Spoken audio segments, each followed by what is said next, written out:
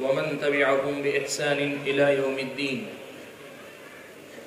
يا أيها الذين آمنوا اتقوا الله حق تقاته ولا تموتن إلا وأنتم مسلمون.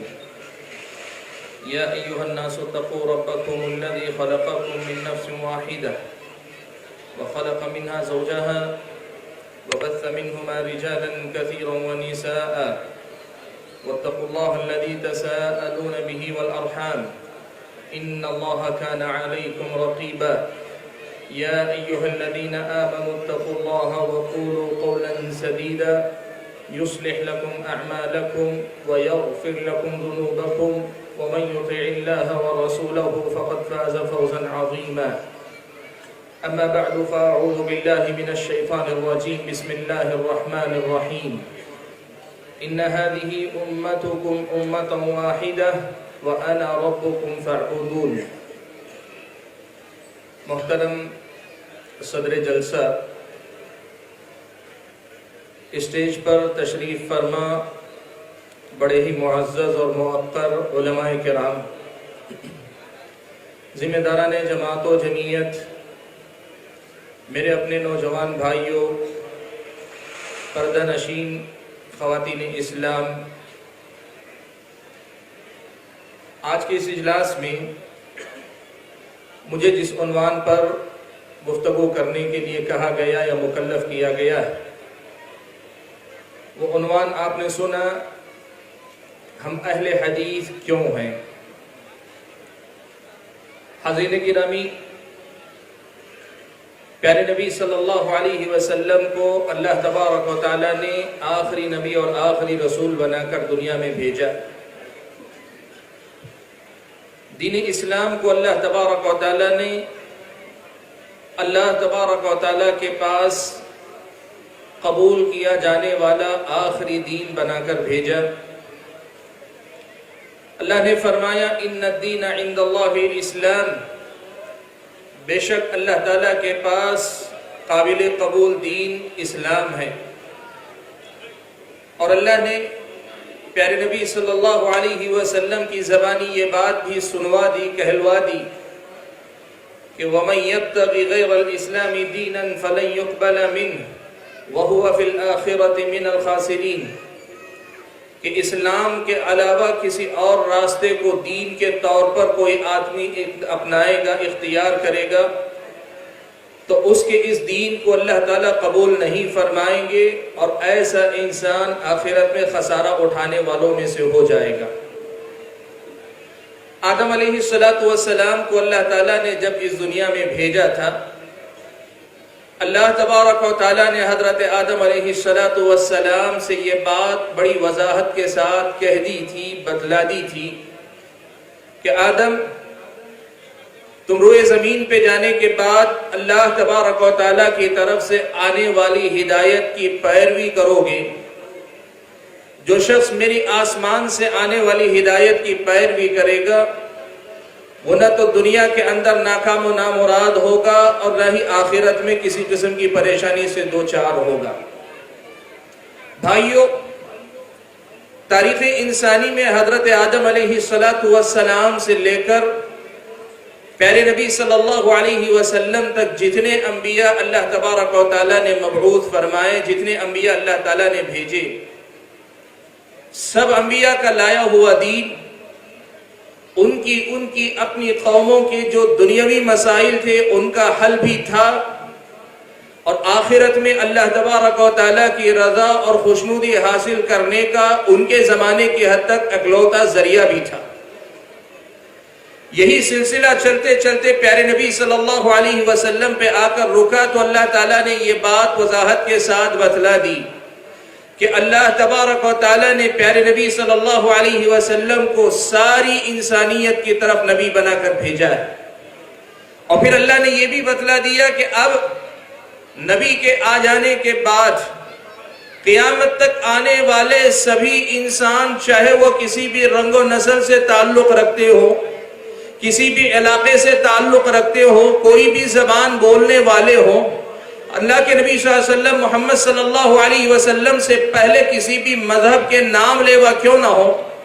نبی اکرم صلی اللہ علیہ وسلم کی اس دنیا میں آ جانے کے بعد اب ان کی دنیا اور آخرت کی بھلائی اللہ تبارک و تعالیٰ نے اس دین کی پیروی، دین اسلام کی اختیار کرنے میں اللہ تعالیٰ نے منحصر کر کے رکھ دی، محدود کر کے رکھ دی۔ دنیا خیر کے بہت سارے راستے تلاش کر سکتی، وقتی خیر اسے دنیا میں مل بھی سکتا، لیکن اس دنیا کو حقیقی خیر اور ایسا خیر کہ جس میں کسی پر ظلم نہ ہو، جس میں کسی کا حق نہ مارا جائے، جس کے اندر کسی کے ساتھ حق تلفی کا معاملہ نہ ہو، رب کو رب کا حق ملے، مظلوم کو مظلوم بننے نہ دیا جائے، ظالم کو ظالم بننے نہ دیا جائے، جس دنیا کے اندر خیر ہی خیر کا بول بالا ہو، ہر قسم کے شر کا خاتمہ ہو، ایسا اگر کوئی مثالی راستہ ہو سکتا ہے جو اس انسانیت کے مکمل خیر کی ضمانت دے سکتا ہے تو وہ یہی دین اسلام ہے۔ اور نہ صرف یہ کہ اس دنیا کا خیر، آخرت میں بھی اس پوری انسانیت کی کامیابی اور کامرانی کا دار و مدار صرف اور صرف اللہ تبارک و تعالیٰ نے اس نبی امی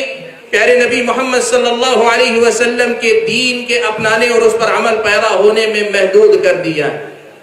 بھائیو، اللہ کے نبی صلی اللہ علیہ وسلم کو آخری نبی و رسول بنا کر اللہ تبارک و تعالیٰ نے جو پیغام دیا، دین اسلام، یہی اس انسانیت کی سب سے بڑی ضرورت ہے، یہی اس انسانیت کی زندگی کا مقصد ہے، یہی اس انسانی زندگی کا سب سے بڑا کمال ہے کہ اس کو اپنایا جائے، اور یہی اس دنیا کے سارے مسائل کا حل بھی ہے۔ اور وہی یہ حقیقت بھی ہم اور آپ سمجھ لیں کہ اسی اسلام کو اللہ تبارک و تعالیٰ نے قیامت تک آنے والے سارے انسانوں کے لیے راہ نجات بنا کر بھیجا۔ دنیا کے مسائل کا حل چاہتے ہو یا آخرت میں اپنی اخروی نجات کے سلسلے میں فکر مند ہو، دونوں ہی صورتوں میں تمہارے لیے اگر کوئی دروازہ اللہ تعالیٰ نے کھلا رکھا ہے، تمہارے لیے اللہ تعالیٰ نے کوئی سائبان رکھا ہے، تمہارے لیے اللہ تبارک و تعالیٰ نے کوئی ذریعہ اس دنیا کے اندر رکھا ہے، کوئی رسی اللہ تعالیٰ نے اس دنیا میں چھوڑی ہے جس کو تھام کر تم اپنے مسائل سے اوپر اٹھ سکتے ہو، اپنی مشکلات سے باہر نکل کے آ سکتے ہو، وہ یہی دین اسلام ہے۔ حاضرین گرامی، پیارے نبی صلی اللہ علیہ وسلم نے اس انسانیت کے سامنے اس حقیقت کو تو سب سے پہلے واضح کیا کہ دیکھو، میں اللہ کا آخری پیغمبر ہوں، نجات کا آخری راستہ میری شریعت ہے، اور اللہ تبارک و تعالیٰ کی خوشنودی حاصل کرنے کا اگر کوئی طریقہ ہے تو وہ میرا طریقہ ہے۔ ایک تو اللہ کے نبی صلی اللہ علیہ وسلم نے اپنے بارے میں یہ مسئلہ صاف کر دیا، اور وہیں اللہ کے نبی صلی اللہ علیہ وسلم نے سارے انسانوں کے سامنے اس حقیقت کو بھی واضح کر دیا کہ رہتی دنیا تک اگر خیر کا کوئی دروازہ ہو سکتا ہے تو یہی اسلام ہے۔ اور اس بات کو اس انسانیت کے سامنے واضح کرنے کے بعد حجۃ الوداع میں اللہ کے نبی صلی اللہ علیہ وسلم نے کھڑے ہو کر میدان عرفات سے جو آواز لگائی، پوری انسانی تاریخ کے لیے ایک ایسا جامع پیغام اللہ کے نبی صلی اللہ علیہ وسلم نے دیا کہ جس پیغام میں اس انسانیت کے ان تمام بنیادی مسائل کا حل اللہ کے نبی نے بیان فرمایا جو قیامت تک اس انسانیت کے لیے بڑے مسائل کے طور پہ کھڑے ہو سکتے ہیں۔ حاضرین گرامی، ان تمام باتوں کو مکمل کرنے کے بعد اللہ کے نبی صلی اللہ علیہ وسلم نے یہ بات بھی بیان فرما دی، کہا کہ دیکھو، یہ راستہ تمہارا ایک ہی راستہ ہے، ان هذه امتكم امۃ واحدہ۔ اللہ تعالیٰ نے نبی کی زبانی یہ کہلوایا کہ لوگو یہ دیکھ لو، یہ میرا راستہ، یہ میرا طریقہ ہے، یہ میرا دین ہے، یہ میرا لایا ہوا مذہب ہے، یہ میری لائی ہوئی اللہ تعالیٰ کی طرف سے شریعت ہے، اور یہ میری طرف سے لایا ہوا وہ راستہ ہے جو تمہیں جنت کی طرف لے کر جائے گا۔ یہ ایک راستہ، اکلوتا راستہ ہے، اس کا کوئی بدیل یا آلٹرنیٹ نہیں ہے، یہی راستہ ہے، آج بھی یہی ہے، کل بھی یہی رہے گا، قیامت تک آنے والے سبھی انسانوں کے لیے اللہ تعالیٰ اسی راستے کو راستے کے طور پہ رکھیں گے۔ اس حقیقت کو اللہ کے نبی صلی اللہ علیہ وسلم نے بیان بھی فرما دیا۔ پیارے نبی صلی اللہ علیہ وسلم جب اس دنیا سے رخصت ہوئے، اسلام ایک تھا، مسلمان ایک جماعت تھے، اسلام کے نام پہ کوئی فرقہ نہیں تھا، اسلام کے نام پہ گروہ بندی نہیں تھی، اسلام کے نام پہ مختلف قسم کے شعارات، مختلف قسم کے نعرات، مختلف قسم کے نعرے، مختلف قسم کی شناختیں نہیں تھیں۔ یہ ایک امت تھی، ایک ہی راستہ تھا، ایک ہی پہچان تھی، ایک ہی امت تھی جو اللہ کے نبی صلی اللہ علیہ وسلم کی امتی کہلانے، ان کی سنت کو اپنانے، ان کے نقش قدم پر چلنے ہی میں اپنی دنیا اور آخرت کی بھلائی دیکھ رہی تھی۔ لیکن اللہ کے نبی صلی اللہ علیہ وسلم نے یہ حقیقت بیان فرمائی کہ راستہ تو میرا ایک ہے، میں جو بتا رہا ہوں وہ راستہ ایک ہے، لیکن یہ راستہ ہمیشہ ایک ہی نہیں رہ جائے گا، یہ راستہ ہمیشہ ایک نہیں رہے گا۔ اس راستے کے ساتھ جڑ کر یا اس راستے سے نکل کر یا اس راستے کا نام لے کر یا اس راستے کا حوالہ دے کر یا اسی راستے کے نام سے اپنے آپ کو وابستہ کرنے کے باوجود بہت سارے راستے اس دنیا کے اندر وجود میں آئیں گے۔ اللہ کے نبی صلی اللہ علیہ وسلم نے یہ پیشن گوئی فرمائی کہ یہ امت ایک گروہ نہیں رہ جائے گی، اس امت کے اندر اسلام کے نام پر صرف ایک طبقہ نہیں رہ جائے گا، یہ گروہوں میں بٹے گی، یہ مختلف قسم کی فرقہ بندی سے دو چار ہوگی، یہ مختلف قسم کے افراد اپنے اپنی شناختوں کو وجود میں لائیں گے۔ یہ بات اللہ کے نبی صلی اللہ علیہ وسلم نے بیان فرمائی۔ میرے بھائیوں، بات کو آگے بڑھانے سے پہلے ایک بہت بڑی حقیقت آپ کے سامنے رکھنا چاہتا ہوں۔ یاد رکھنا، نبی کی یہ پیشن گوئی ہے تو اس امت میں لازماً ایسا ہوگا کہ اسلام کے نام پر، دین کے نام پر فرقہ بندی ہوگی، اسلام کے نام پر، دین کے نام پر گروہ بندی ہوگی، اسلام کے نام پر لوگ گروہ بندی کا شکار ہوں گے، اسباب جو بھی ہوں، لیکن یہ حقیقت اللہ کے نبی صلی اللہ علیہ وسلم کی پیشن گوئی کے مطابق اس روئے زمین پر ضرور واقع ہوگی۔ اور سچائی یہ ہے کہ یہ ماضی قریب کی بات نہیں، تاریخ اسلام اس بات پر گواہ ہے کہ یہ گروہ بندی وجود میں آ چکی ہے، یہ گروہ بندی وجود میں آ چکی ہے، پہلی بات۔ اور دوسری بات یہ بتانا چاہتا ہوں، کوئی آدمی یہ نہ سمجھے کہ اللہ کے نبی صلی اللہ علیہ وسلم نے یہاں جس گروہ بندی کے وجود میں آنے کا تذکرہ فرمایا ہے، اس سے مراد مسلمانوں کا دنیاوی مسائل میں آپس میں ایک دوسرے سے جھگڑا یا کچھ ایسے مسائل میں جھگڑا کہ جس جھگڑے کے نتیجے میں گروہ بندی وجود میں نہ آئے، ایسے دنیاوی قسم کے جھگڑے مراد ہیں، ورنہ لوگوں کا دین ایک ہے۔ جیسے بہت سارے حضرات آج بھی کہتے ہیں کہ حقیقت میں امت میں کوئی بڑا اختلاف نہیں، کیوں؟ کہتے ہیں آج بھی امت مانتی اللہ ایک ہے، رسول ایک ہے، قرآن ایک ہے، کعبہ ایک ہے، سب کچھ ایک ہے۔ میرے بھائیوں، یہ کہنے والے بھائیوں کو اس حقیقت کو سمجھنا چاہیے۔ یہ حقیقت ہے کہ رب ایک ہے، لیکن رب کے بارے میں جو عقائد آج اس امت کے اندر پائے جاتے ہیں وہ ایک جیسے باقی نہیں رہ گئے۔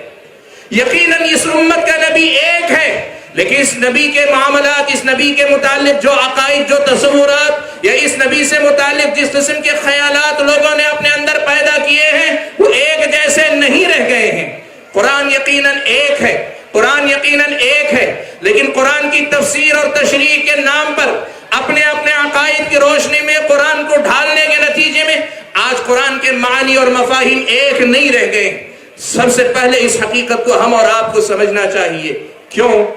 اس لیے کہ مرض کی شناخت علاج کی سب سے پہلی بنیاد ہوتی۔ آدمی تسلیم ہی نہ کرے کہ میں بیمار ہوں تو پھر وہ آدمی علاج کرنے کی بات کیوں سوچے گا؟ بھائیو، اس حقیقت کو تسلیم کرو، قطع نظر اس سے کہ کون صحیح کون غلط یہ بعد میں طے ہو، پہلے اس حقیقت کو تو مانو، تسلیم کرو کہ اس دنیا کے اندر اللہ تبارک و تعالیٰ کو ماننے والے لوگوں کے خیالات میں بڑا اختلاف ہے، نبی پر ایمان لانے والے لوگوں کے تصورات میں بڑا اختلاف ہے، اس قرآن پر ایمان لانے والوں کے پاس قرآن کی تشریح اور تفسیر کے سلسلے میں بہت سارے اپنے اپنے مفاہیم بھی داخل ہو گئے ہیں۔ بھائیو، کعبۃ اللہ کی طرف نماز پڑھنے کی بات پہلے سمجھا جاتا تھا کہ قبلے کے سلسلے میں اختلاف نہیں ہوا، لیکن سچائی یہ ہے کہ تاریخ میں بھی ہوا، ماضی قریب میں بھی آپ نے ایسے اعلانات سنے جب لوگوں نے کعبۃ اللہ کے بجائے کسی اور علاقے کے کسی اور مرکز کو کعبہ بنانے کی بات کی ہے۔ میں کیوں بتانا چاہتا ہوں؟ میرے اپنے موضوع کے لیے بڑا اہم مسئلہ ہے کہ دنیا سب سے پہلے اس حقیقت کو تسلیم کرے کہ نبی نے جو پیشن گوئی کی تھی اس پیشن گوئی کے مطابق امت کے اندر یہ اختلاف واقع ہو چکا ہے۔ یہ پہلی بات۔ دوسری بات جو کہنا چاہوں گا وہ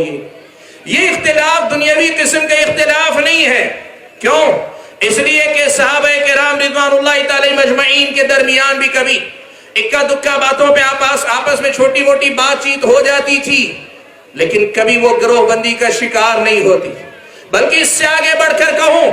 دینی مسائل میں نقطہ نظر کے اختلاف کی بنیاد پر صحابہ کے درمیان ایک دوسرے سے متعلق نوک جھوک، ایک دوسرے کی بات کو رد کرنا، دلیل کی روشنی میں ایک دوسرے کی بات پر جواب دہی کی کوشش کرنا، جواب دینے کی کوشش کرنا، یہ ساری باتیں صحابہ کے درمیان موجود تھیں، لیکن کبھی انہوں نے کسی قسم کی گروہ بندی کو وجود میں آنے نہ دیا۔ آپ جانتے ہیں حضرت معاویہ اور حضرت علی رضی اللہ تعالیٰ عنہما کے درمیان جنگ صفین جیسا عظیم واقعہ پیش آیا، کتنی بڑی لڑائی ہوئی، لیکن آپ اس بات کو سمجھیں، صحابہ اپنی آپس کی اس لڑائی کو جو اجتہاد کی بنیاد پر تھی، اپنے اپنے موقف میں وہ دونوں کو مجتہد تھے، اس اجتہاد کی بنیاد پر ہونے والی لڑائی کے باوجود وہ گروہ بندی کا شکار نہیں ہوئے۔ حضرت ابن عباس رضی اللہ تعالیٰ عنہما میدان جنگ میں شریک نہیں ہوئے، میدان جنگ میں شریک نہیں ہوئے۔ حضرت ابن عباس ایک مرتبہ حضرت معاویہ کے پاس جاتے ہیں، ابن بطہ نے اپنی کتاب الابانہ میں یہ اثر نقل کیا۔ حضرت معاویہ نے حضرت ابن عباس سے کہا کہ انت علی ملت علی، انت علی ملت عثمان، کہا انت علی ملت علی۔ حضرت معاویہ چونکہ حضرت ابن عباس نے ان کا ساتھ نہیں دیا تھا، اس لیے پوچھا کہ ابن عباس کیا آپ علی کی ملت پر ہیں؟ حضرت ابن عباس رضی اللہ تعالیٰ عنہما نے کیا جواب دیا؟ کہا کہ لا ولا علی ملت عثمان، انا علی ملت رسول اللہ صلی اللہ علیہ وسلم۔ کہا علی کی ملت پر بھی نہیں ہو اور تم عثمان کے خون کا مطالبہ لے کے کھڑے ہوئے ہو، عثمان کی ملت پر بھی نہیں ہو، انا علی ملت رسول اللہ، میں رسول اکرم صلی اللہ علیہ وسلم کی ملت پر ہوں۔ تمہارے اختلافات اپنی جگہ پہ لیکن ملت ایک ہے، یہ امت ایک ہے، یہ پیغام صحابہ نے ہمیشہ دیا۔ اور آپ یہ حقیقت دیکھیں، حضرت علی بن ابی طالب رضی اللہ تعالیٰ عنہ جنگ جمل کے اندر حضرت عائشہ، حضرت طلحہ اور حضرت زبیر کے ساتھ لڑائی کرتے۔ جنگ جمل ایک دوسرے کے ساتھ لڑائی بھی ہوتی ہے، حضرت طلحہ رضی اللہ تعالیٰ عنہ شہید کر دیے جاتے ہیں، لیکن اس کے باوجود اس گروہ بندی کو وجود میں آنے کا سبب انہوں نے ان واقعات کو کسی قسم کی گروہ بندی کے وجود میں آنے کا سبب بننے نہ دیا۔ لڑائی ہو گئی، جنگ ہو گئی، لیکن آج آپ بتائیں کوئی ایسا فرقہ آپ بتا سکتے ہیں جو اپنے آپ کو صفین کی طرف منسوب کر کے صفین کا کہلاتا ہو، معاویہ کی طرف منسوب کر کے حضرت معاویہ کا فرقہ کہلاتا ہو، یا حضرت علی کی اس جنگ میں شرکت کو لے کر حضرت علی کی جنگ کی مناسبت سے حضرت علی کا فرقہ اپنے آپ کو کہلواتا ہو؟ آپ دیکھیں جنگ جمل کے اندر حضرت طلحہ کا، حضرت زبیر کا، حضرت عائشہ کا حضرت علی سے اختلاف ہوا، لیکن حضرت عائشہ کے نام پہ فرقہ وجود میں نہیں آیا، حضرت طلحہ کے نام پہ وجود میں نہیں آیا، حضرت زبیر کے نام پہ فرقہ وجود میں نہیں آیا۔ اور دوسری طرف اگر آپ دیکھنا چاہیں حضرت علی کے نام پر یہاں بھی کوئی فرقہ وجود میں نہیں آیا، بلکہ الٹے آپ دیکھیں تاریخ ابن عساکر میں اثر موجود ہے کہ ایک مرتبہ حضرت طلحہ اس جنگ میں شہید بھی ہو گئے، جنگ جمل میں حضرت طلحہ شہید ہو گئے۔ حضرت علی رضی اللہ تعالیٰ عنہ کی ملاقات عمران ابن طلحہ، حضرت طلحہ کے بیٹے عمران سے ہوئی، تو حضرت علی نے کیا کہا؟ حضرت علی نے ان سے کہا کہ دیکھو تمہارے اپنے والد یقیناً شہید ہوئے جنگ میں مجھ سے لڑتے ہوئے، لیکن میں یہ یقین رکھتا ہوں کہ میں اور طلحہ کل قیامت کے دن ان لوگوں میں شامل ہوں گے جن کے بارے میں اللہ تعالیٰ نے قرآن میں یہ بات بیان فرمائی کہ یہ ایسے مومن ہیں جو جنت میں تختوں پر ایک دوسرے کے سامنے بیٹھ کر ہنستے بولتے رہیں گے۔ سبحان اللہ۔ بھائیوں میں بات کیا کہنا چاہتا ہوں، یہ دوسرا اہم نقطہ بتانا چاہتا ہوں کہ اللہ کے نبی صلی اللہ علیہ وسلم نے جو پیشن گوئی فرمائی وہ پیشن گوئی واقع ہوئی، لیکن اس سے مراد مسلمانوں کے وہ اختلافات نہیں جن کی حیثیت سیاسی نوعیت کی تھی، یا پھر وہ اختلافات جن کی ذاتی نوعیت تھی۔ یہ وہ اختلافات ہیں جو دین کی تشریح، دین کی تفسیر، دین کی تفہیم، دین کا معنی و مطلب، توحید کا مفہوم، اتباع سنت کا مفہوم، قرآن کی تفسیر کا معاملہ، سنت رسول صلی اللہ علیہ وسلم کو سمجھنے کا معاملہ، اپنی دنیا اور آخرت کے سلسلے میں دین کی صحیح تصویر کو دیکھنے کا جو معاملہ تھا، اس میں ہونے والا جو اختلاف تھا، اللہ کے نبی صلی اللہ علیہ وسلم نے اس اختلاف کے بارے میں پیشن گوئی کی۔ اللہ نے فرمایا ان الذين فرقوا دينهم وكانوا شيعا لست منهم في شيء۔ اللہ کے نبی جن لوگوں نے اپنے دین کو بانٹ لیا اور گروہوں میں بڑھ گئے، آپ کا ان سے کچھ لینا دینا نہیں ہے۔ کہنا کیا چاہتا ہوں، بتانا یہ چاہتا ہوں، اللہ کے نبی صلی اللہ علیہ وسلم آئے، اللہ کا دین دنیا تک پہنچائے، دنیا سے آپ رخصت ہوئے۔ جب آپ رخصت ہوئے، دین ایک تھا، راستہ ایک تھا، مسلک ایک تھا، مذہب ایک تھا، جماعت ایک تھی، ایک ہی بات تھی جسے اسلام کہا جاتا تھا۔ لیکن اللہ کے نبی کی پیشن گوئی کے مطابق یہ ہوا کہ دین کے نام پر دین کے اندر فرقے وجود میں آئے۔ سب سے پہلا فرقہ خوارج کا وجود میں آیا، پھر معتزلہ وجود، پھر اس کے بعد شیعہ وجود میں آئے، معتزلہ وجود میں آئے، جہمیہ وجود میں آئے، مرجیہ وجود میں آئے، اشاعرہ وجود میں آئے، ماتریدی وجود میں آئے۔ اور فرقوں کی فہرست اگر آپ دیکھنا چاہیں تو دوسری طرف باطنی فرقوں کے اندر بہرے وجود میں آئے، اسماعیلیہ وجود میں آئے، کرامتہ وجود میں آئے۔ آپ اگر سلسلہ دیکھنا چاہیں بڑی لمبی تاریخ ہے۔ اس اسلام کی تاریخ پڑھیں،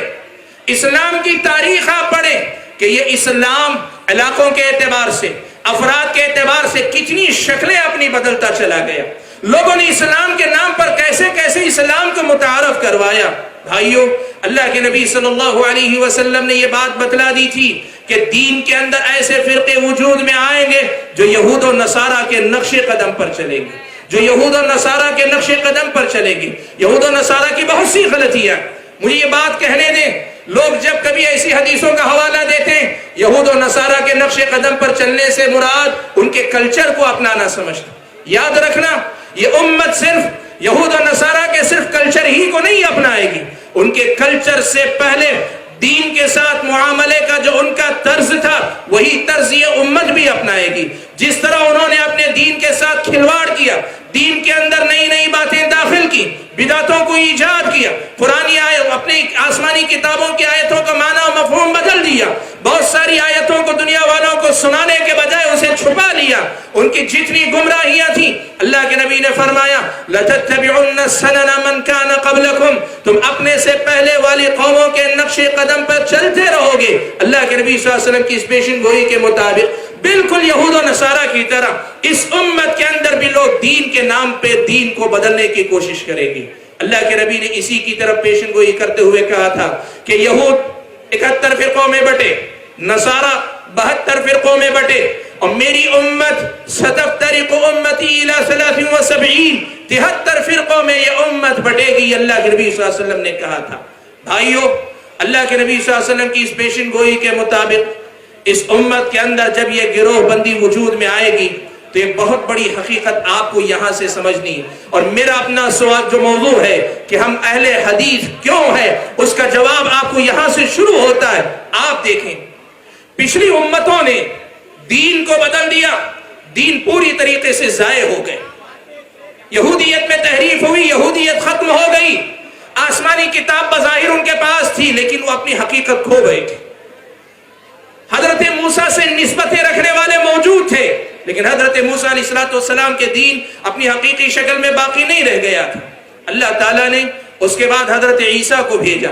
حضرت عیسیٰ علیہ السلام کی بھیجی ہوئی کتاب نام کے لیے باقی رہی لیکن اس کی حقیقت بدل دی گئی۔ حضرت عیسیٰ سے نسبت رکھنے والے موجود تھے لیکن حقیقی معنوں میں حضرت عیسیٰ کے دین کو لے کر چلنے والے تقریباً ختم ہو چکے تھے۔ ایسی ہی حالت اس امت کے ساتھ بھی پیش آ سکتی تھی لیکن اللہ تعالیٰ نے پچھلی امتوں اور اس امت میں ایک فرق اللہ تعالیٰ نے رکھا۔ وہ کیا ہے؟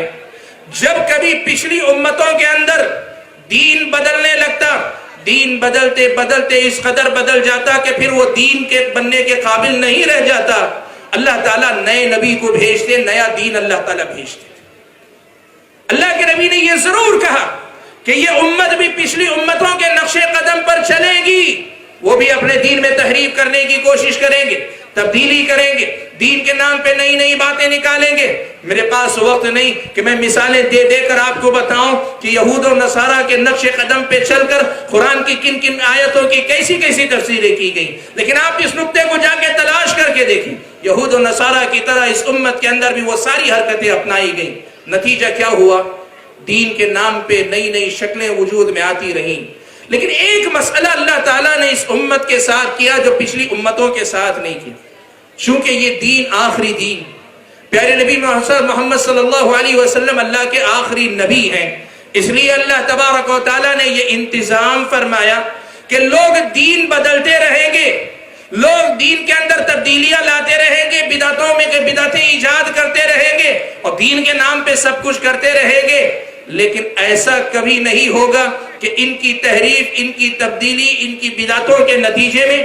دین اپنی اصل شکل کلی طور پہ کھو دے۔ جیسے پچھلی امتوں میں دین بدل کر ختم ہو گیا، دین بدل کر تقریباً ناقابل عمل ہو کر رہ گیا، ایسا اللہ تبارک و تعالیٰ اس امت کے ساتھ کبھی ہونے نہیں دیں گے۔ یہ بات اللہ کے نبی صلی اللہ علیہ وسلم نے بیان فرمائی۔ آپ نے فرمایا لا تزال طائفة من امتی علی الحق ظاہرین، میری امت کا ایک طبقہ برابر حق پر قائم رہے گا، وہ غالب رہے گا۔ اللہ کے نبی صلی اللہ علیہ وسلم نے کہا کہ ایک طائفہ، ایک جماعت، ایک گروہ برابر حق پر قائم رہے گی، وہ باقی رہے گی۔ بھائیو، یہاں دو باتیں بڑی نازک سی آپ کے سامنے رکھ رہا ہوں، اور آپ یہیں سے سمجھیں کہ ہم اہل حدیث کیوں ہیں، ہم کیوں اپنے آپ کو اہل حدیث کہتے ہیں اور ہم کیوں اس کی دعوت دیتے ہیں۔ آپ اس کو سمجھنے کی کوشش کریں۔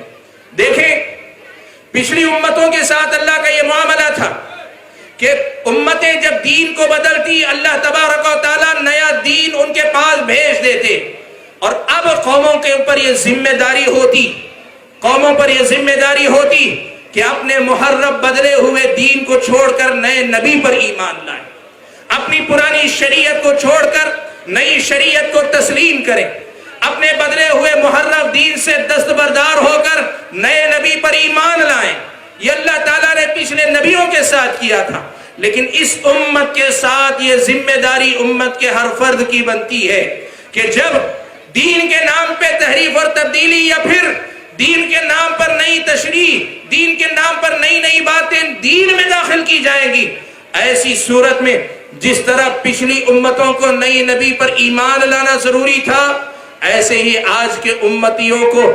ان گروہوں کے اندر وہ ایک گروہ جو دین کی صحیح شکل پہ باقی رہ جائے گا، اس کو تلاش کرنا اور اس کی تصدیق کرنا، اس کی تائید کرنا، اور اپنے عقائد اور اپنے اعمال، اپنے سارے دین کو اس طائفہ، اس جماعت، اس گروہ کے دین کے مطابق کرنا، یہ ہر مسلمان کی ذمہ داری ہے۔ بھائیو، یہ بہت بڑی بات ہے، یاد رکھنا۔ پچھلی امتوں کو اللہ نے ایسے آزمایا تھا کہ دین بدل گیا اور آپ کو نئے نبی پر ایمان لانا تھا، اور اس امت کی آزمائش یہ ہے کہ نبی کی زندگی کے بعد جب گروہ بندی وجود میں آ جائے گی، فرقے وجود میں آ جائیں گے، دین کے نام پر نئے گروہ اس دنیا کے اندر پیدا ہو جائیں گے، ان کی ذمہ داری ہوگی کہ ان کے درمیان اس صحیح جماعت کو، اس صحیح گروہ کو، یا دین کی اس صحیح شکل کو پہچاننے کی کوشش کریں۔ بھائیو، یہی ہماری آپ کو اصل میں دعوت ہے۔ ہم آپ کو جو دعوت دینا چاہتے ہیں وہ یہ، آپ پیدا کس گھرانے میں ہوئے، اللہ نے جہاں پیدا کیا، آپ رہتے کہاں ہیں، جہاں اللہ نے پیدا کیا، آپ نے دین کے نام پہ والدین سے کیا سیکھا جو آپ کے نصیب میں ابتدا میں تھا، لیکن آپ بلوغت کو پہنچنے کے بعد، آپ اپنے آپ کو شریعت کا مکلف سمجھنے کے بعد، یہ آپ کی ذمہ داری بنتی ہے کہ اس حقیقت کو آپ یاد رکھیں۔ نبی نے کہا، نبی نے بتلایا ہے کہ اس امت کے اندر گروہ بندی وجود میں آئے گی، اور وجود میں آنے کے بعد ایک جماعت حق پر باقی رہے گی، باقی سب کے سب جہنم کے کندہ بننے والے یا جہنم کا حصہ بننے والے گروہ رہ جائیں گے۔ اللہ کے نبی نے فرمایا وَسَتَفْتَرِقُ أُمَّتِي إِلَى 73، میری امت 73 فرقوں میں بٹے گی، كُلُّهَا فِي النَّارِ إِلَّا وَاحِدًا، سب کے سب جہنم میں جائیں گے، ایک صرف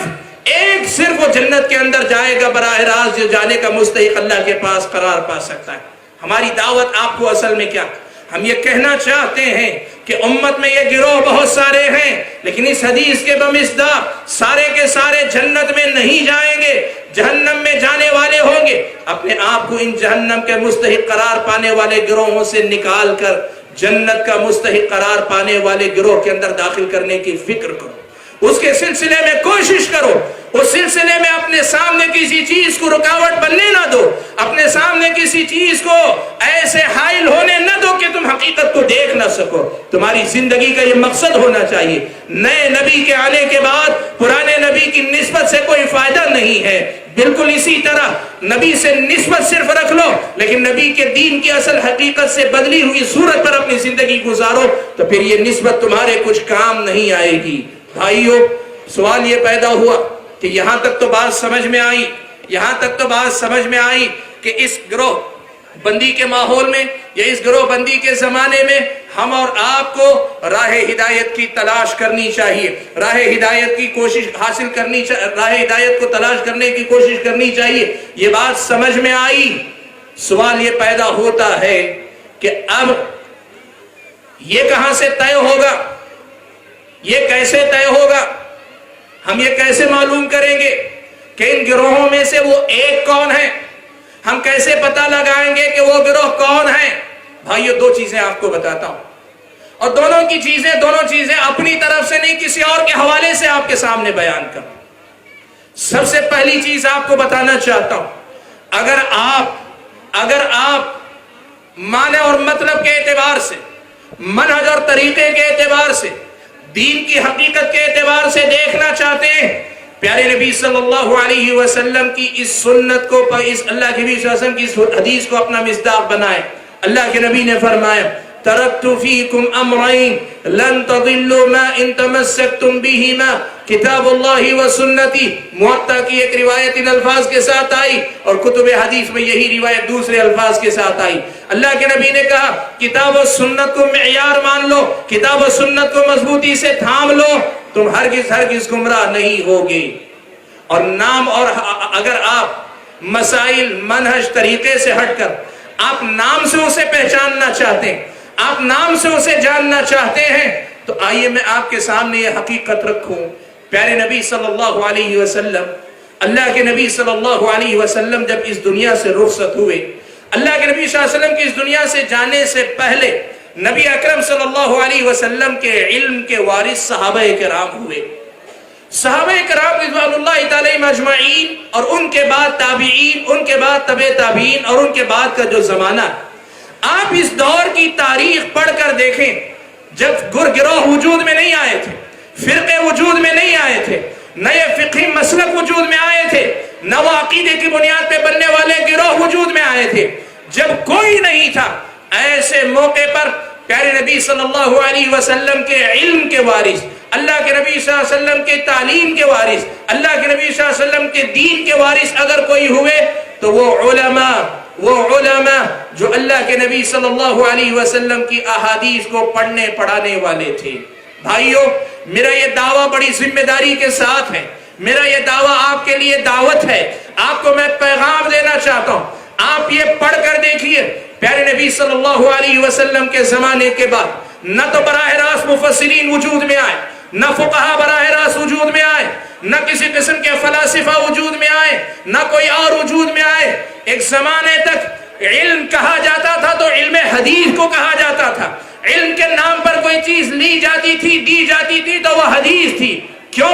اس لیے کہ حدیث کے اندر قرآن کی تفسیر بھی ہے، حدیث کے اندر عقائد بھی ہیں، حدیث کے اندر فقہی مسائل بھی ہیں، حدیث کے اندر اخلاقیات بھی ہیں، حدیث کے اندر تزکیہ نفس کی تعلیمات بھی ہیں۔ حدیث بنیاد تھی، حدیث بنیاد تھی، حدیث دین تھا، حدیث لوگوں کے لیے اساس تھی۔ اسی کا نتیجہ تھا کہ محدثین کرام اس امت کے علماء قرار پائے۔ اور میں جب یہ کہہ رہا ہوں محدثین کرام تو اس کا مطلب کوئی یہ نہ سمجھے کہ مفسرین اس میں شامل نہیں، فقہا اس میں شامل نہیں،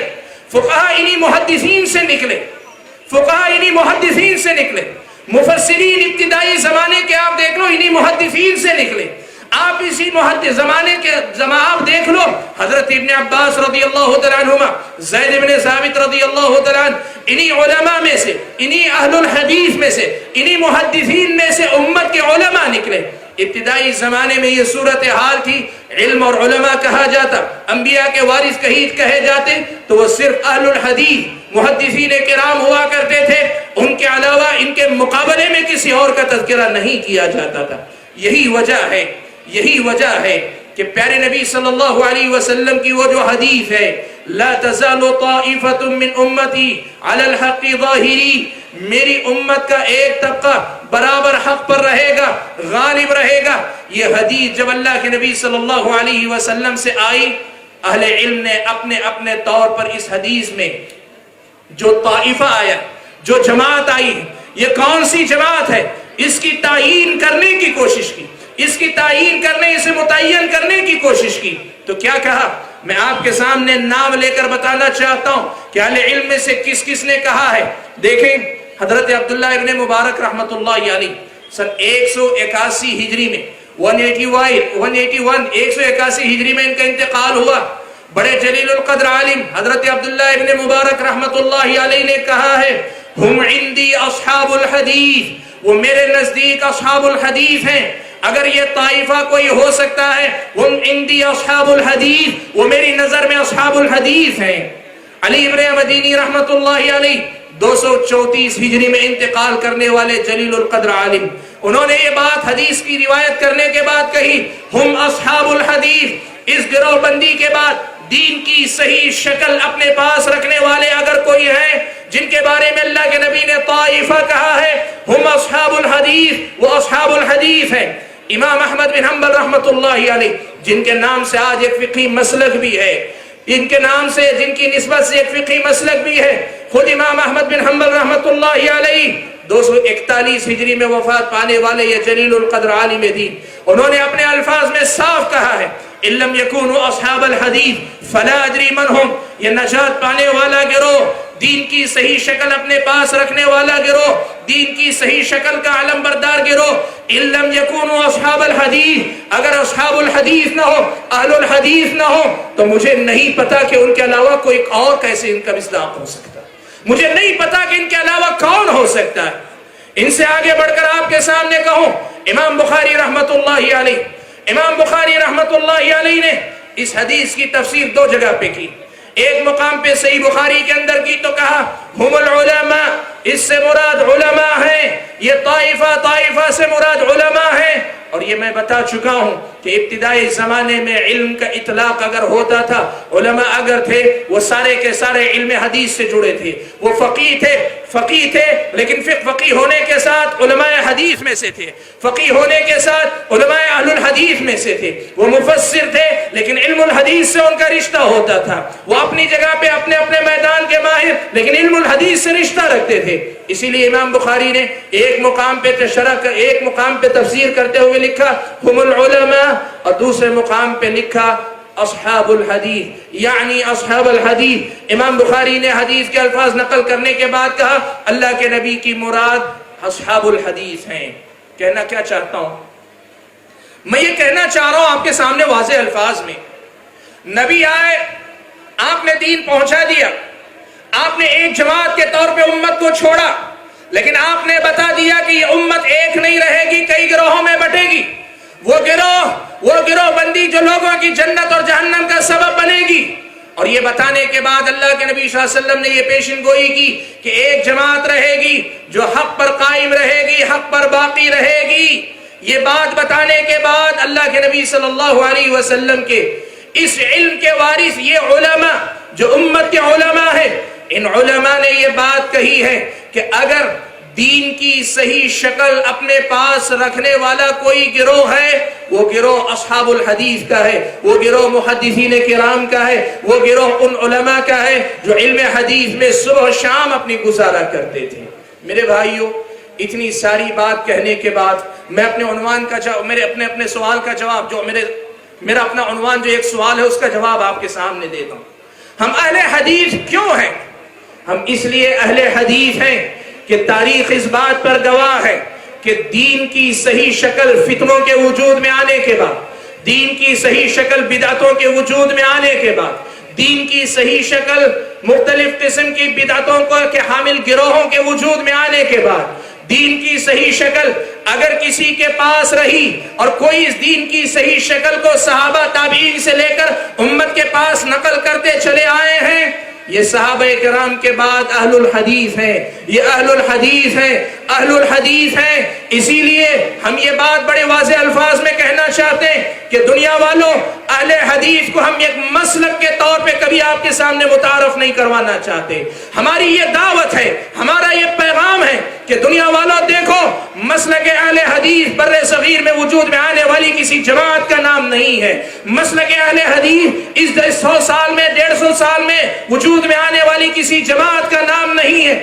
مسلک اہل الحدیث یا پھر طریقہ اہل حدیث، منہج اہل حدیث، یہ اس دین کی صحیح شکل کا نام ہے، دین کی اس صحیح شکل کا نام ہے جو اختلافات کے زمانے میں، بدعتوں کے وجود میں آنے کے بعد اس امت کے سامنے باقی رہی۔ میرے بھائیوں، میں یہ بات پوری ذمہ داری کے ساتھ کہنا چاہتا ہوں کہ ہم جب مسلک اہل حدیث کی طرف دعوت دینا چاہتے ہیں تو کوئی اس انداز میں نہ سمجھے کہ لوگ گروہ بندی کو عام کر رہے ہیں، گروہ فرقہ بندی کو رواج دے رہے ہیں۔ نہیں،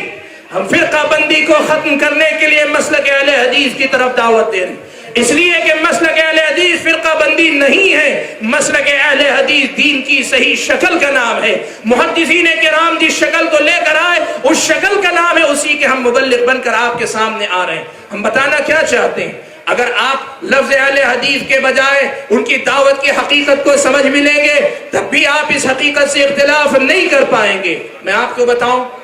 بتاؤں میں نے یہ باتیں کہی، آپ یہ کہہ سکتے ہیں یہ بتانے والے خود محدثین تھے اس لیے انہوں نے اپنی تعریف کر لی ہوگی، حالانکہ بہت بڑی جرأت ہے اگر کوئی اتنے بڑے علماء کے بارے میں کہے۔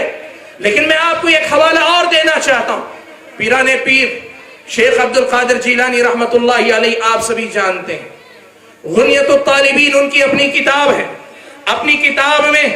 غنیت الطالبین میں شیخ عبد القادر جیلانی رحمت اللہ علیہ نے مختلف فرقوں کا تعارف کروایا، خوارج اور ان کے فرقے،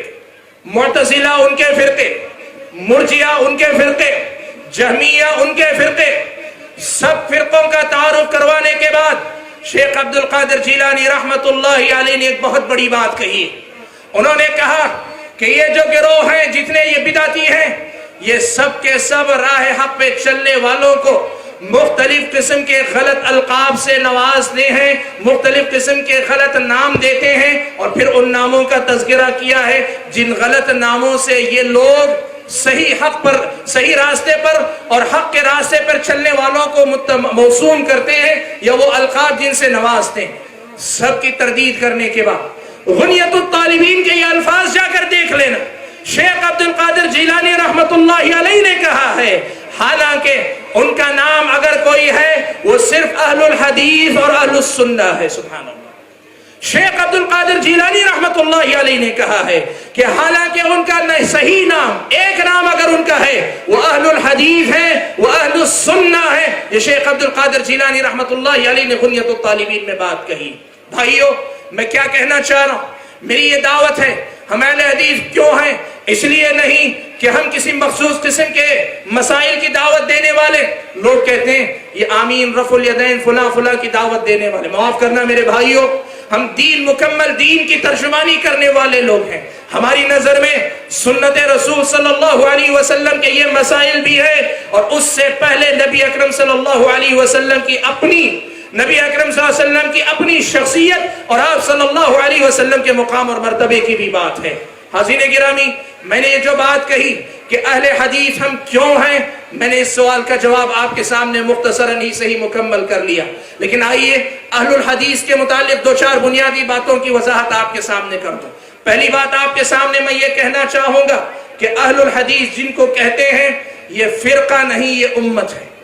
یہ فرقہ نہیں، یہ امت ہے۔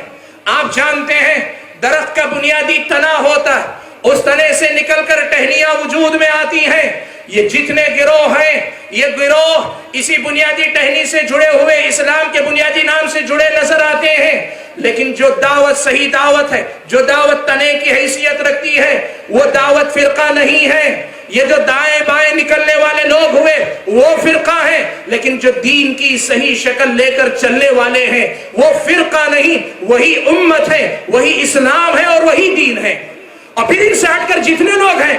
ان کی جتنی نسبت ان سے ہے، اس صحیح دین کا جتنا حصہ ان کے پاس ہے وہ اتنے برحق ہیں، اور جتنا حصہ ان کے پاس مختلف قسم کی غلطیوں کا شکار ہے اتنا ہی زیادہ وہ غلطیوں کا شکار ہیں۔ پہلی بات یاد رکھنا، اگر ان گروہوں کے مقابلے میں کہا جا رہا ہو، لغوی معنی میں کہا جا رہا ہو، یقیناً اہل الحدیث ایک فرقہ ہیں۔ اگر لغوی معنی میں کہا جا رہا ہے ان گروہوں کے مقابلے میں، 72 کے مقابلے میں 73واں کہا جا رہا ہے تو یقیناً یہ فرقہ ہیں۔ لیکن اگر فرقہ بندی کی مذمت، فرقہ بندی کی برائی، فرقہ بندی سے روکنے کی اگر بات ہے، اس پس منظر میں اگر کوئی اہل الحدیث کو فرقہ سمجھتا ہے، اسے سمجھنا چاہیے کہ اہل الحدیث فرقہ نہیں، یہ امت ہے، یہ اساس ہے، یہ بنیاد ہے، یہ اسلام کی صحیح شکل کے ترجمان ہے۔ یہ پہلی بات ہے۔ اور دوسری بات جو آپ کے سامنے میں رکھنا چاہتا ہوں وہ یہ، بھائیوں یاد رکھنا، اہل الحدیث جن کو کہتے ہیں یہ صرف کسی فن سے جڑے ہوئے لوگوں کا نام نہیں۔ بہت سارے لوگوں نے غلط فہمی پیدا کی، کہا کہ نہیں دیکھو اہل حدیث کوئی مسلک نہیں تھا، پرانے زمانے میں جن کو اہل الحدیث کہا جاتا تھا وہ کوئی مسلک نہیں تھا، وہ ایک فن کے لوگوں کا نام تھا۔ جیسے انجینئرنگ کرنے والوں کو انجینئر کا لقب دیا جاتا ہے، ویسے حدیث کے فن سے تعلق رکھنے والوں کو اہل الحدیث کہا جاتا ہے۔ اور میرے بھائیوں اگر یہی بات تھی تب پھر طائفہ منصورہ کی تفسیر کرنے والے حضرت امام بخاری، عبداللہ ابن مبارک، علی ابن المدینی اور خود شیخ قطب عبد القادر جیلانی رحمت اللہ علیہ ایسا کیوں کرتے کہ طائفہ منصورہ نجات پانے والا گروہ صرف محدثین کا تھا، مفسرین نجات پانے والے نہیں؟ اگر بات فن کی ہوتی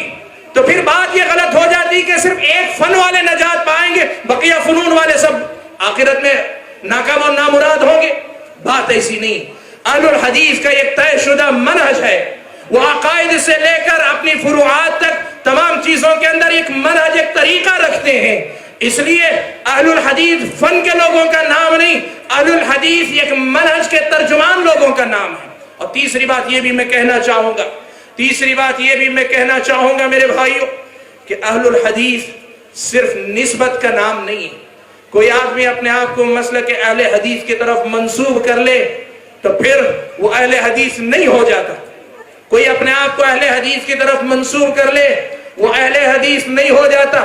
جب تک عقائد، عبادات، اخلاق، معاملات اور اپنی عملی زندگی کے اندر علمی اور عملی بنیادوں میں اہل الحدیث کے نقش قدم پر نہ چلتا ہو، صحابہ کے طرز عمل کو نہ اپناتا ہو، پیارے نبی صلی اللہ علیہ وسلم کی سنت کی روشنی میں اس کی زندگی نہ گزرتی ہو، صرف نسبت سے کوئی آدمی اہل حدیث نہیں ہوا کرتا۔ اور میرے بھائیوں جو اپنے آپ کو اس مسلک سے جڑے ہوئے کہتے ہو، یہ آپ کو بھی پیغام ہے، یاد رکھنا اہل حدیث نسبت کا نام نہیں، اہل حدیث عمل کا نام ہے، گفتار کا نہیں کردار کا نام ہے۔ اپنی وابستگی سے زیادہ، اپنی وابستگی پہ فخر سے زیادہ اپنے عمل پہ نظر ڈال کر اپنے آپ کی اصلاح کرنے کی کوشش کرو۔ یہ بات میں اس لیے بھی کہہ رہا ہوں کہ بہت سارے ایسے لوگ ہیں جو بظاہر مسلک اہل حدیث سے جڑنے کا دعویٰ کرتے ہیں، آمین اور رفع الیدین بھی کر لیتے ہیں، لیکن فکری طور پر، ذہنی طور پر مختلف قسم کے غلط افکار کے وہ شکار ہوتے ہیں۔ وہ اہل الحدیث کے منہج کے طرفدار نہیں ہوتے، ان کی تربیت اہل الحدیث کے منہج پر نہیں ہوئی ہوتی۔ یاد رکھنا یہ لوگ نسبت کے اعتبار سے اہل حدیث اپنے آپ کو کہلاتے ہو، لیکن اگر اہل الحدیث جیسا عقیدہ نہ ہو، اہل الحدیث جیسا اگر منہج نہ ہو تو پھر وہ نسبت اختیار کرنے سے اہل الحدیث میں شامل نہیں ہو جاتی۔ میرے بھائیوں ایک اور بات تھی جو آپ کے سامنے رکھنی تھی، اور ایک بات اور بھی بتانا چاہتا ہوں، اہل الحدیث کوئی اور طبقہ نہیں، یہ وہی طبقہ ہے جسے ہم سلفی کہتے ہیں، سلف صالحین سے نسبت رکھنے والا گروہ، سلف صالحین سے وابستگی رکھنے والا گروہ۔ اسی لیے ہماری یہ دعوت ہوتی ہے، اسی لیے ہمارا یہ پیغام ہوتا ہے کہ قرآن اور سنت کو بنیاد بناؤ اور قرآن و سنت کو ویسے سمجھو جیسے صحابہ کرام رضوان اللہ تعالی مجمعین نے سمجھا ہے۔ مجھے یہ بات کہنے دیں، آپ اس وقت پورے سماج کا جائزہ لے کر دیکھ لیں، صحابہ کرام کا تذکرہ مختلف گروہ کرتے ہیں سوائے ایک مخصوص گروہ کو چھوڑ کر جو صحابہ کے بارے میں بدعقیدگی کا شکار ہے۔ شیعہ کے علاوہ بقیہ سارے لوگ صحابہ سے عقیدت کا دم بھرتے ہیں، لیکن یہ بات یاد رکھنا صحابہ سے عقیدت رکھنا یہ کافی نہیں ہے۔ عقیدت سے آگے بڑھ کر ان جیسے عقائد، ایمان اور عقائد کے معاملات میں انہی کے نقش قدم پہ چلنا، دین کی سمجھ کے سلسلے میں انہی کے اصولوں کو اپنانا، صحابہ ہی کے نہج پر دین کی تشریح اور تفسیر کرنا، یہ اصل بنیاد ہے۔ اور آج آپ دیکھ لینا دنیا کے اندر جتنے گروہ ہیں ان میں کے اکثر وہ ہیں سلف کا نام لیتے ہیں، احترام سے یقیناً لیتے ہیں، سلف کا نام لیتے ہیں، عقیدت سے ضرور لیتے ہیں، سلف سے نسبت عقیدت والی ضرور رکھتے ہیں، لیکن یہ سچائی یاد رکھنا، سلف سے نسبت عقیدے والی رکھنے والا گروہ اگر کوئی ہے، روئے زمین پر اگر کوئی ہوا ہے، وہ اہل الحدیث کا گروہ رہا ہے، محدثین کرام کا، جو ان کے علم کا وارث ہوا، ان کے منہج کا وارث ہوا، ان کے عقیدے کا وارث ہوا، ان کی طرف سے آنے والی دین کی صحیح شکل کا وارث ہوا۔ میرے بھائیوں، میں پھر سے دعوت دے رہا ہوں، پھر سے یہ کہہ رہا ہوں کہ میری اس گفتگو کو آپ امت کے کسی ایک دھڑے کی اپنی مخصوص دعوت کی طرف یا اپنے مخصوص پیغام کی طرف دعوت کے تناظر میں نہ دیکھنا، آپ اس کو اس تناظر میں دیکھنا کہ نبی نے پیشن گوئی کی تھی، پیشن گوئی کے بعد صحیح منہج پر قائم رہنے والوں کی جو صفات بیان کی تھی، وہ صفات آج کس کے اندر پائی جاتی؟ میرے بھائیوں، میرے پاس زیادہ وقت نہیں ہے، زیادہ وقت نہیں، 2-3 باتیں آپ کے سامنے مجھے اور رکھنی ہیں، میں آپ کے سامنے وہ باتیں رکھ کر 2-3 منٹ میں اپنی بات ختم کرنے جا رہا ہوں۔ بھائیوں، یہ بات دیکھ لینا، دین کی بنیاد کلمہ لا الہ الا اللہ محمد الرسول اللہ، اس کلمے کا پہلا ٹکڑا رب کی توحید اور رب کی وحدانیت کی گواہی ہے۔ اور آپ دیکھ لینا اس وقت مشرق سے لے کے مغرب تک پائے جانے والے جتنی جماعتیں، تنظیمیں، تحریکیں، ان میں سے کون سی ایسی جماعت ہے جو توحید کے مسئلے، بے آمیز توحید، بے لاگ توحید، بے باک توحید، اللہ تبارک و تعالیٰ کے اس حق کے لیے گلی گلی، نکڑ نکڑ پہ اسٹیج لگا کر اس امت کے اندر اللہ تبارک و تعالیٰ کی توحید کو عام کرنے پر کون گفتگو کیا کرتا ہے؟ توحید کی بات کون سمجھاتا ہے؟ توحید کے موضوع پہ بات کون کرتا ہے؟ اور اس کلمے کی دوسری بنیاد ہے اتباع رسول صلی اللہ علیہ وسلم، یا پھر یوں کہو پیارے نبی صلی اللہ علیہ وسلم پر ایمان لانا اور ان کے تقاضوں کو پورا کرنا۔ اللہ کے نبی صلی اللہ علیہ وسلم پر ایمان لانے کے تقاضے 4 بنیادی تقاضے۔ ایک ہے آپ کی بتائی ہوئی ہر بات کی تصدیق کرنا۔ آج آپ دیکھو سنت پر ہونے والے اعتراضات کا دفاع کرنے والے لوگ دوسرے لوگ بھی یقیناً کر رہے ہیں، لیکن اہل الحدیث کا جو امتیازی کردار اس میں ہے، آپ اس کا انکار کر نہیں سکتے، آپ اس کا اقرار کیے بنا نہیں رہ سکتے۔ پیارے نبی صلی اللہ علیہ وسلم کی سنت پر مختلف طریقوں سے ہونے والے حملوں کا دفاع آج کون کر رہا ہے؟ انصاف کے ساتھ اگر آپ دیکھو، آپ کی سمجھ میں خود بخود بات آ جائے گی۔ دوسرا تقاضا ہے طاعتہ فیما امر، تیسرا تقاضا ہے اجتناب عما نہى عنہ وزجر۔ یقیناً امت کے مختلف گروہ اس معاملے میں امت کو نبی کی پیروی، نبی کی اتباع کی دعوت دینے والے ہیں، لیکن میرے بھائیوں اس حقیقت کو بتلاؤ، اس حقیقت سے واقف کرواؤ کہ آج مسلک پرستی کے نام پر اللہ کے نبی صلی اللہ علیہ وسلم کے اوامر اور نواہی کو مسلک پرستی کے نام پہ قربان کون کر رہا ہے، اور مسلک پرستی سے اوپر اٹھ کر اسے اپنانے کی دعوت کون دے رہا ہے۔ اور چوتھا تقاضا ہے اللہ یعبد اللہ الا بما شرع، کہ نبی پر ایمان کا کلمے کا ایک لازمی تقاضا یہ ہے کہ عبادت وہی کی جائے، ویسی ہی کی جائے جیسے اللہ کے نبی صلی اللہ علیہ وسلم نے سکھلائی ہے۔ بدعتوں کو قبول نہ کیا جائے، بدعتوں کو برداشت نہ کیا جائے۔ آج آپ بتاؤ بدعت کی تقسیمات، بدعت کی مثالیں، بدعتیوں سے دور رہنا یا بدعتیوں سے متعلق طرز عمل اپنا صحیح رکھنا، اس کی دعوت دینے والا آج اس امت کے اندر کون کھڑا ہوا؟ کون ہے جو اس دعوت کو اس امت کے سامنے پیش کر رہے ہیں؟ میرے بھائیوں، ان بنیادوں پہ پہچان کر دیکھ لو، کلمے کے مفہوم کو سمجھانے اور اس کے تقاضوں کو پورا کرنے کو اگر آپ معیار مان لیں گے، آپ کی سمجھ میں یہ بات پھر سے آئے گی۔ پیران پیر شیخ عبد القادر جیلانی رحمت اللہ علیہ نے طائفہ منصورہ کو اگر کہا کہ وہ اہل الحدیث ہیں تو کیوں کہا ہے، آپ کی سمجھ میں آ جائے گی۔ بھائیوں، قرآن و سنت کی بھی بات ہے۔ اللہ کے نبی نے کہا تھا کہ تم قرآن و سنت کو مضبوطی سے تھامے رہو، گمراہ نہیں ہوگے۔ آپ یہ بھی دیکھ لینا، آج قرآن کی تفسیر اور تشریح کے سلسلے میں جو بے راہ رویاں ہوئی ہیں یا جن لوگوں کے منہج میں خلل ہوا ہے، مختلف مفسرین کی تفسیروں میں جو خلل پایا جاتا ہے، اس پہ نکیر کرنے کا کام کون کر رہا ہے؟ اس پہ گرفت کرنے والا کام کون کر رہا ہے؟ سنت رسول صلی اللہ علیہ وسلم کی اتباع کی بات ہے، نبی کی اتباع مسلک پرستی سے اوپر اٹھ کر خالص نبی کی اتباع اور پیروی کے جذبے کے ساتھ کرنے کا علم بردار کون سی جماعت ہے، کون سا مسلک ہے، آپ کے سامنے یہ حقیقت واضح ہو جائے گی۔ حاضرین گرامی، میرا وقت ختم ہوا، مجھے بات زیادہ کچھ نہیں کرنی، مختصر صرف یہ آپ کے سامنے کہنا ہے کہ یہ اسٹیج اہل حدیث ہے، یہ جمعیت اہل حدیث کا اسٹیج ہے۔ اللہ کا فضل و کرم ہے کہ ہم مسلک اہل حدیث پر نہ صرف یہ کہ عقیدتاً عملاً بلکہ دعوت و تبلیغ کے باب سے اسی مسلک کے ترجمان بن کر آپ کے سامنے کھڑے ہوتے ہیں۔ لوگ ہمیشہ یہ سوال کرتے ہیں کہ امت کی اتنے سارے مسائل ہیں، امت ایسی پریشانیوں سے دوچار ہے، آپ لوگ ہمیشہ امت کو توحید کی بات ہی بتاتے ہیں، ہمیشہ اتباع سنت ہی کا پیغام دیتے ہیں، ایسا کیوں ہے؟ لوگوں کو لگتا ہے کہ ہمیں امت کے مسائل کی فکر نہیں، امت کے مسائل سے ہمیں کچھ لینا دینا نہیں، ہم اپنے مسلک کی صرف باتیں کرنا چاہتے ہیں۔ بھائیو، اپنی غلط فہمی دور کرو۔ میں نے ایک بات آپ کے سامنے کہی تھی، اللہ تبارک و تعالیٰ نے اس امت کا خیر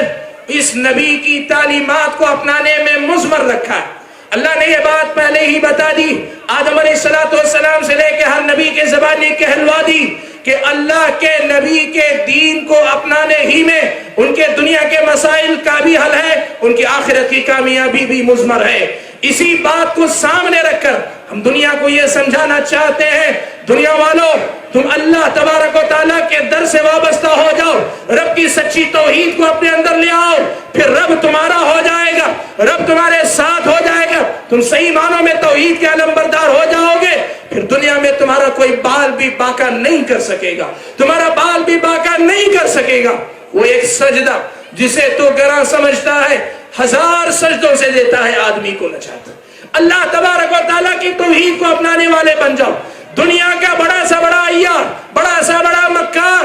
تمہارا کچھ نہیں بگاڑ سکتا۔ یہ حکومتیں، یہ ادارے، یہ مختلف قسم کی جو ہے تنظیمیں، یہ مختلف قسم کے جو لوگ ہیں، یہ تمہارے خلاف سازشیں کر سکتے ہیں، لیکن اگر اللہ تعالیٰ تمہارے ساتھ ہو جائے، تم اللہ کے واقعی معنوں میں موحد بندے بن جاؤ، تو پھر دنیا تمہارا کچھ نہیں بگاڑ سکتی۔ اور وہی پیارے نبی صلی اللہ علیہ وسلم کی سچی اتباع، پوری اتباع